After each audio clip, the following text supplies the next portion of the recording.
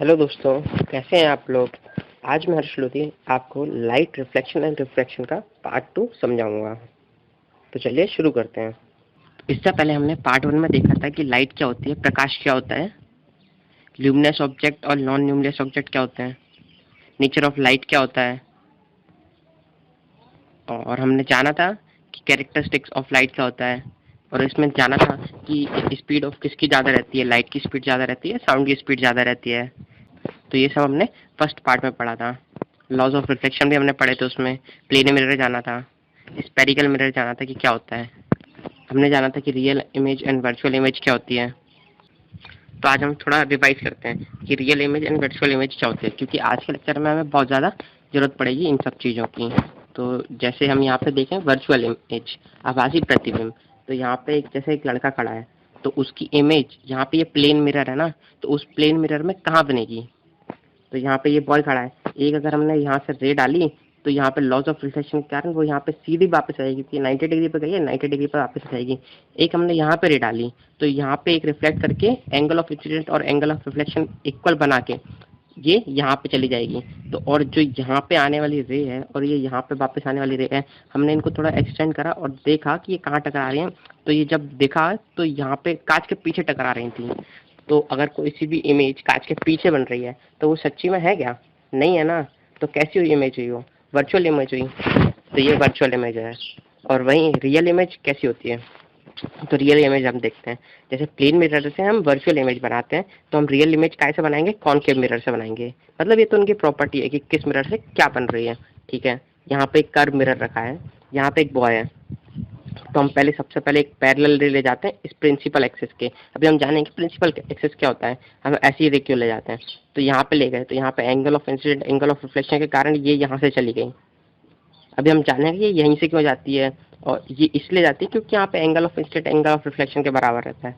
और एक रे अगर हम यहाँ से ले गए तो वो यहाँ से इसके पैरेलल चली जाएगी। तो यहाँ पे इसकी इमेज बन गई। अभी कांच के पीछे बनी है, आगे कांच के आगे बनी है, तो ये सही इमेज बनी है ना कांच के आगे, तो इसको हम रियल इमेज कह देंगे।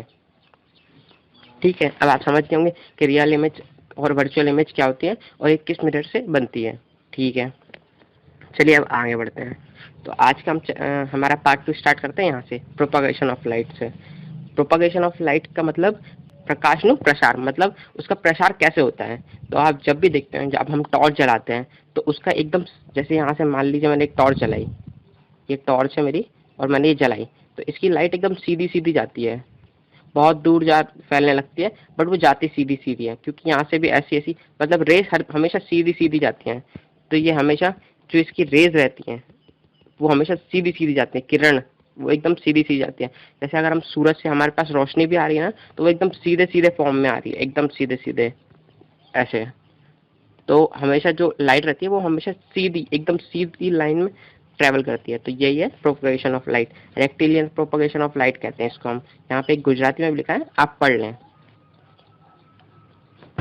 अब आगे बढ़ते हैं। तो यहाँ पे हम देखेंगे इमेज फॉर्मेशन। तो इमेज फॉर्मेशन मतलब प्रतिबिंब की रचना। जैसे अभी हमने देखा था ना, वो बॉय की इमेज उस मिरर में आ रही थी, तो वो कैसे आ रही थी, वो रेस ऐसे ही क्यों जा रही थी। तो अब हम आगे समझेंगे कि ये कैसे क्यों जा रही थी। उससे पहले हमें समझना होगा कि ये कुछ टर्म समझनी होगी। तो यहाँ पे सबसे पहले पोल। पोल समझने से पहले हमें ये समझना होगा कि प्रिंसिपल एक्सिस क्या होती है। तो ये जो मिरर है ना, उसके बीच में से अगर हम एक लाइन निकाल दें तो वो होती है हमारी प्रिंसिपल एक्सिस। मतलब एक्सिस क्या होती है, जिसके थ्रू हम पूरा गोल गोल घूम सकें। तो अगर मैं इधर से ये लाइन के पकड़ के मैं अगर इसको ऐसे ऐसे घुमाऊं तो ये पूरा पूरा काज घूम जाएगा ना, तो इसको हम एक्सिस बोलेंगे, प्रिंसिपल एक्सिस रहती है ये इसकी। ठीक है, अब जो प्रिंसिपल एक्सिस जहाँ पे ये मिरर को कट करती है, जैसे ये पॉइंट पे कट कट कर रही है, तो यहाँ पे ये पोल होगा। पोल ध्यान रखें, ध्रुव कहते हैं इसको। ठीक है, अब ये जो स्पेरिकल मिरर है वो एक किसी स्पेयर से आया होगा, मैंने बताया था ना पिछले वीडियो में। तो उसका स्पेयर का जो सेंटर रहेगा वो क्या रहेगा, हमारा सेंटर ऑफ कर्वेचर। समझ गए आप। ठीक है, अब सेंटर ऑफ कर्वेचर से पोल की जो दूरी रहती है उसको अगर हम हाफ कर दें, तो जहाँ पे वो हाफ का पॉइंट आएगा उसको हम क्या कहेंगे, फोकस। समझे। ठीक है, अब आप समझ गए होंगे। अगर आप ना समझो तो अभी रिवाइंड करें वीडियो, एक बार और देखें, तो आप समझ जाएंगे कि ये क्या होते हैं। सेम रहेगा कॉनकेव मिरर के लिए, समझे। कुछ 3 पॉइंट है जो हमें याद रखने पड़ेंगे जिससे हम किसी भी इमेज का फॉर्मेशन बता सकते हैं। ठीक है, अब हम आगे बढ़ते हैं। इमेज फॉर्मेशन के लिए जो क्या पॉइंट है, अगर कोई भी रे प्रिंसिपल एक्सिस के पैरेलल जाती है, समांतर जाती है, तो वो हमेशा कहाँ से निकलेगी, फोकस से पास करेगी। जैसे अगर मैंने यहाँ से टॉर्च मारी और अगर वो एकदम पैरेलल है किसके, प्रिंसिपल एक्सिस के, पैरेलल मतलब समांतर, तो वो कहाँ से पास करेगी, फोकस से पास करेगी, उसके फोकस से पास करेगी। ये आप कॉपी में लिख लें कि ये जो भी मैं बोलूँ, अगर पैरेलल जाएगी तो फोकस से पास करेगी। ऐसे और भी 2 पॉइंट्स और हैं, वो भी ध्यान रखने पड़ेंगे हमें जब हम इमेज फॉर्मेशन कर पाएंगे, प्रतिबिंब की रचना कर पाएंगे। ठीक है, अब हमारा दूसरा पॉइंट है कि अगर कोई रे फोकस से पास करते हैं तो वो पैरेलल जाएगी किसके, प्रिंसिपल एक्सिस के। अभी हमारा पिछला पॉइंट क्या था कि अगर कोई रे प्रिंसिपल एक्सिस के पैरेलल आती है तो वो फोकस से पास करेगी, समझे। और अगर अब हमारा नेक्स्ट पॉइंट है, अगर हम फोकस से पास करते हैं तो वो किसके पैरेलल जाएगी, प्रिंसिपल एक्सिस के। समझ गए आप। ठीक है, आप इसको कॉपी में भी लिख लें। अब हमारा थर्ड पॉइंट है, अगर कोई रे सेंटर ऑफ कर्वेचर से पास करती है, सेंटर ऑफ कर्वेचर से पास करती है, तो वो वापस सेंटर ऑफ कर्वेचर से जाएगी। अगर मैं यहाँ से भी एक रे डालूँ तो सेंटर ऑफ कर्वेचर से पास करिए तो वो सेंटर ऑफ कर्वेचर से ही वापस आएगी। समझ गए। अब हम एक बार यहीं पे तीनों चीज़ों को, तो तीनों पॉइंटों को समराइज कर लेते हैं। अगर कोई रे प्रिंसिपल एक्सिस के पैरेलल आई है तो वो कहाँ से पास करेगी, बताइए बताइए, फोकस से। पहला पॉइंट। अगर कोई रे फोकस से गई है तो वो कहाँ से जाएगी, प्रिंसिपल एक्सिस के पैरेलल जाएगी, समझे। ठीक। और अगर कोई रे सेंटर ऑफ कर्वेचर से आई है तो वो सेंटर ऑफ कर्वेचर से ही जाएगी। समझ गए तीनों पॉइंट। ये भी आपको ध्यान रखने पड़ेंगे कि ये तीनों पॉइंट, तभी आप आगे की इमेज फॉर्मेशन कर पाएंगे। चलिए आगे बढ़ते हैं। अब यहाँ पे सबसे पहले हम देखेंगे image formation by concave mirror, तो उसके बाद देखेंगे हम कॉन्वेक्स मिरर। ठीक है, तो यहाँ पे ये टेबल है, ये हर टेबल हर इमेज में आएगी। यहाँ पे हम 6 जगह पे देखेंगे इमेज फॉर्मेशन। सबसे पहले हम देखेंगे इन्फिनिटी, अनंत पे। फिर हम बियॉन्ड मतलब सेंटर ऑफ कर्वेचर के पीछे रख के देखेंगे इमेज को। हम फिर धीरे धीरे आगे लाएंगे। जैसे सबसे पहले हम कहाँ थे, इन्फिनिटी पे थे, फिर वहाँ से आए तो हम यहाँ पे सेंटर ऑफ कर्वेचर के पीछे आ गए। फिर उसके बाद हम सेंटर ऑफ कर्वेचर के आगे, फिर हम सेंटर ऑफ कर्वेचर पे आएंगे, फिर सेंटर ऑफ कर्वेचर के आगे आएंगे, फिर फोकस पे आएंगे, फिर फोकस से आगे आएंगे। तो यहाँ पे देखा, अगर आपको इंग्लिश पढ़ना आ रही हो तो यहाँ पे लिखा है एट इन्फिनिटी मतलब अनंत पे, बियॉन्ड सी मतलब सी के पीछे, फिर सी पे, फिर सी और एफ के बीच में, और फिर एफ पे, और फिर पी और एफ के बीच में। ठीक है, तो अभी हम सबसे पहला केस देखते हैं, एट इन्फिनिटी। एट इन्फिनिटी मतलब अनंत में क्या चीज़ है, आप बता सकते हैं। सोचो सोचो। अनंत पे शायद से सूरज है मेरे हिसाब से, मतलब उसको हम एक अनंत मान सकते हैं अगर हमें ऐसे पैरेलल बीम है। तो ये सूरज है मान लीजिए, और उससे जो रेज आ रही हैं वो हम तक आ रही हैं, और ये समान समान सारी सारी एकदम समांतर हो जाएंगी, सारी रेज आते आते। तो हम मान सकते हैं ना कि जो हमारे यहाँ किरण आ रही होगी सूरज से, वो एकदम आते आते हमारे तक समांतर हो जाएंगी। तो मान लीजिए ये सूरज है ए बी, ठीक है, उससे जो किरण आ रही है वो एकदम समांतर है। तो समांतर होंगी तो वो तो प्रिंसिपल एक्सिस के भी समांतर होंगे। और अभी हमने बताया था, अगर सारी रेज, जो भी रेज है वो प्रिंसिपल एक्सिस के अगर समांतर है, पैरेलल है, तो वो कहाँ से पास करेंगी, फोकस से पास करेंगी, समझे। तो ये सारी इमेजेस ये कहाँ पे टकरा रही हैं, फोकस पे टकरा रही हैं। तो मतलब जो सूरज की इमेज है वो कहाँ पे बन जाएगी, फोकस पे बन जाएगी, समझे। तो इसकी इमेज कहाँ पे बनी हमारी, फोकस पे। तो यहाँ पर टेबल में भी लिखा है पोजीशन ऑफ इमेज, ये आपकी गुजराती टेक्स्ट बुक में भी इमेज है, तो आप उसको देखें तो आपको समझ में आ जाएगा सारा। तो जब हमने अनंत पे ऑब्जेक्ट को रखा, मतलब सूरज को रखा, तो उसकी इमेज कहाँ बन रही है, पोजीशन ऑफ इमेज कहाँ बन रही है, फोकस पे, समझे। और उसका साइज क्या है, एकदम छोटा सा, समझे। ये एकदम छोटा सा साइज नहीं बन रहा है यहाँ पे, बिल्कुल एकदम पॉइंट साइज की बन रही है। सारी रेस ऐसे टकरा रही है तो सिर्फ एक पॉइंट टाइप का ही बन रहा है, समझे। तो उसका हाईली डिमिनिश्ड, उसको बोलते हैं हाईली डिमिनिश्ड इंग्लिश में। और वो कांच के आगे बन रही है पीछे, अगर आगे बन रही है, आगे बन रही है ना, तो उसको आगे बन रही है तो क्या बोलेंगे, रियल। तो यहाँ पे रियल आ गया, समझे। ठीक है, अब हम दूसरा केस लेते हैं, बियॉन्ड सी, सी के पीछे, यहाँ पे सी के पीछे। ठीक है, अब हमारा ऑब्जेक्ट है ए बी। अब हमने यहाँ से एक रे पास करी जो कि पैरेलल है, ये जो ये जो ऑब्जेक्ट है वो हर जगह रे पास कर रहा होगा। अब हम किसी भी दो रे को ले लें और वो जहाँ पे भी टकराएंगी वहाँ पे हमारी इमेज फॉर्मेशन हो जाएगी। ठीक है, अब हमने एक ये रे ली जो एकदम प्रिंसिपल एक्सिस के पैरेलल जा रही है। अब अगर प्रिंसिपल एक्सिस के पैरेलल जा रही है तो कहाँ से पास करेगी? फोकस से पास करेगी।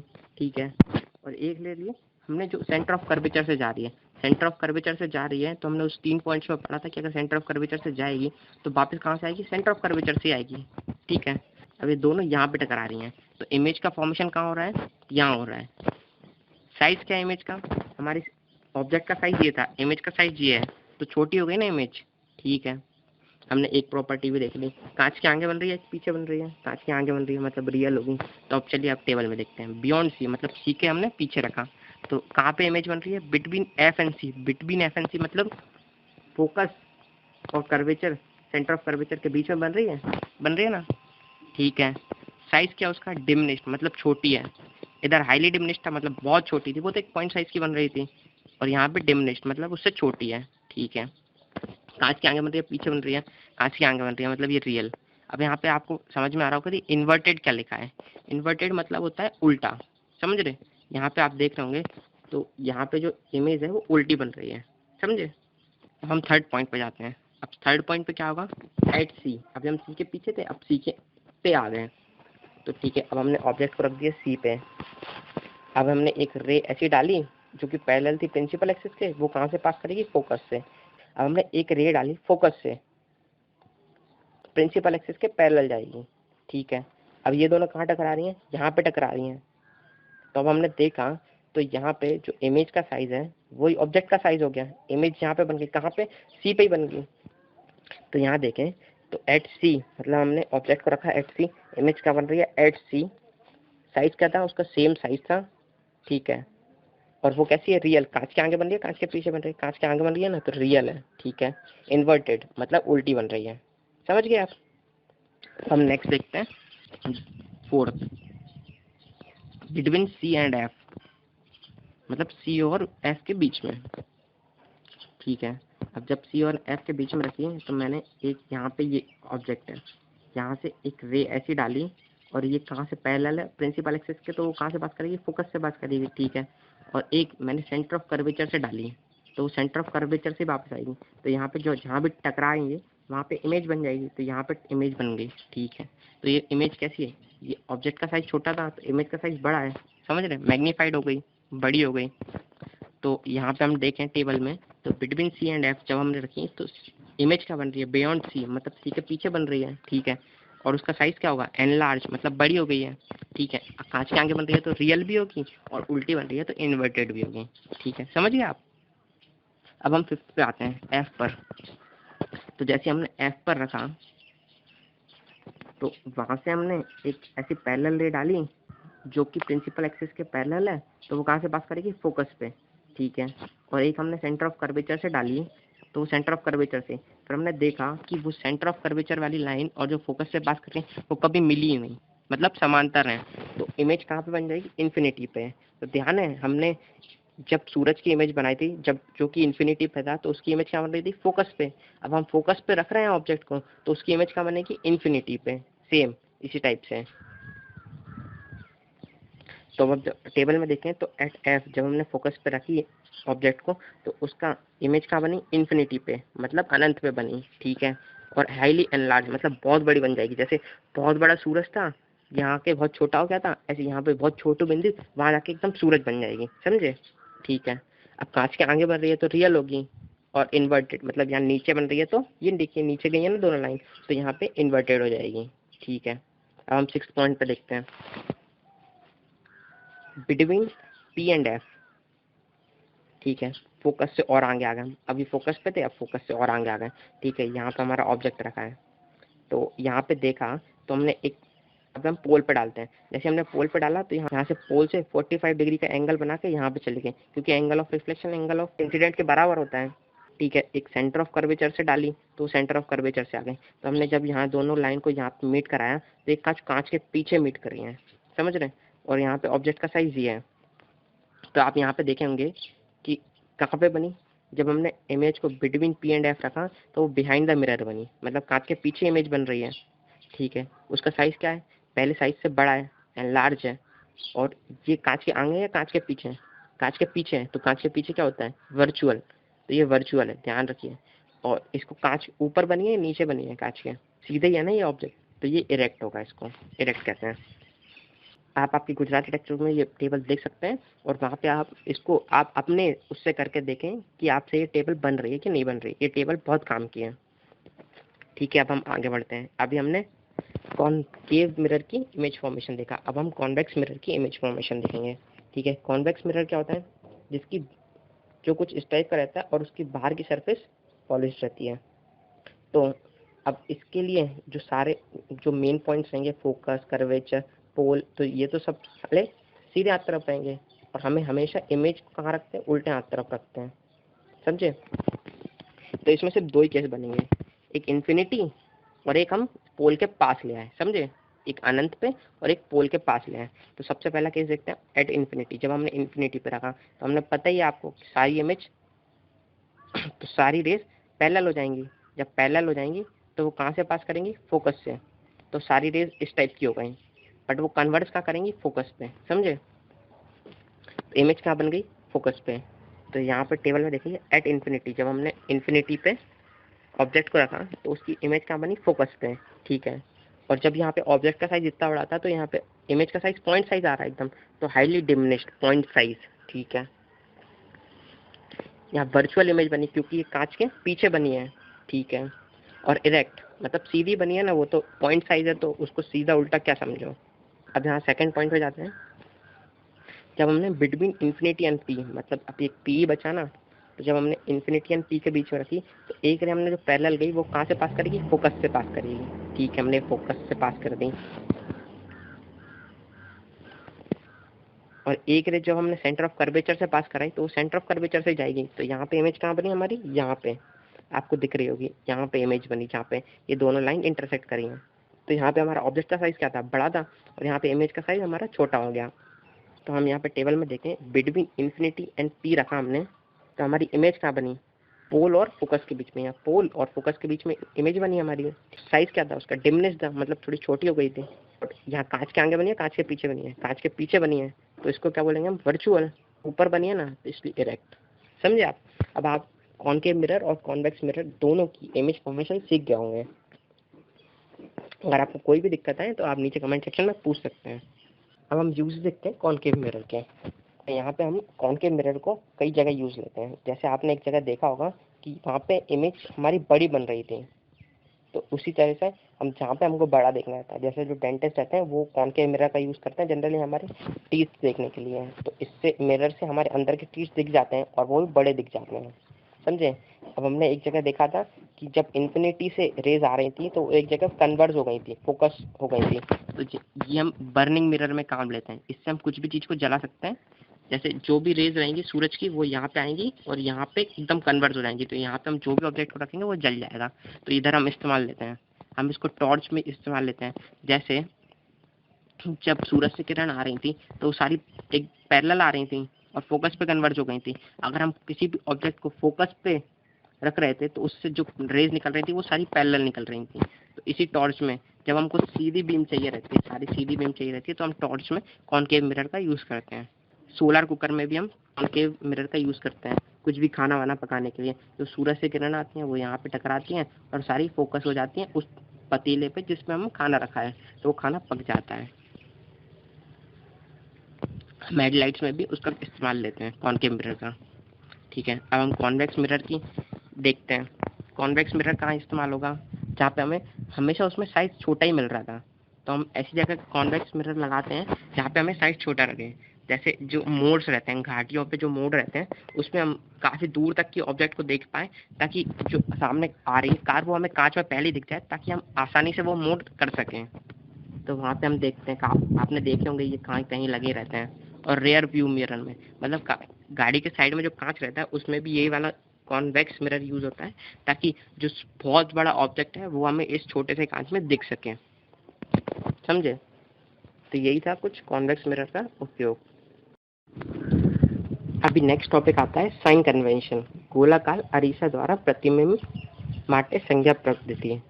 तो इसमें हम जानेंगे कि साइन कन्वेंशन मतलब हम कौन सा साइन कब लें, जैसे प्लस साइन कब लें, माइनस साइन कब लें, जब हम इमेज फॉर्मेशन कर रहे हैं। तो अब हमने इमेज फॉर्मेशन तो देख लिया है कि कहाँ पे रखेंगे तो कहाँ पे बनेगी इमेज, बट अब हमें ये देखा है ना कि हाईली डिमिनिश्ड बनेगी या फिर एनलार्ज बनेगी, बट ये तो नहीं देखा है ना कि कितने साइज की बनेगी एक्यूरेट, हम कितनी साइज की ऑब्जेक्ट रखें तो कितना साइज का इमेज बनेगा। तो उसके लिए हम एक फॉर्मूला रहता है जिसको हम मिरर फॉर्मूला कहते हैं, तो उसके लिए हम ये साइन कन्वेंशन पढ़ रहे हैं। तो अभी हम देखेंगे जो चीज़ ऊपर रहती है उसको हम पॉजिटिव मानते हैं और जो चीज़ नीचे रहती है उसको हम नेगेटिव मानते हैं। जो चीज़ राइट में रहती है उसको हम पॉजिटिव मानते हैं, जो चीज़ लेफ्ट में रहती है उसको हम नेगेटिव मानते हैं। बस यही समझिए। और हम हमेशा इमेज को हमारे लेफ्ट में रखते हैं। बस यही है साइन कन्वेंशन। आप इसको एक बार ये पूरी इमेज को एक बार देख लें, अच्छे से पढ़ लें, तो आपको समझ में जाएगा कि साइन कन्वेंशन क्या होता है। उसके बाद हम इसको मिरर फॉर्मूले में यूज़ करेंगे। तो हमारा नेक्स्ट टॉपिक है मिरर फॉर्मूला, अरीसो सूत्र। तो ये सिंपल सा एक फॉर्मूला है, 1 के छेद में v प्लस 1 के छेद में u बराबर 1 के छेद में f। समझे?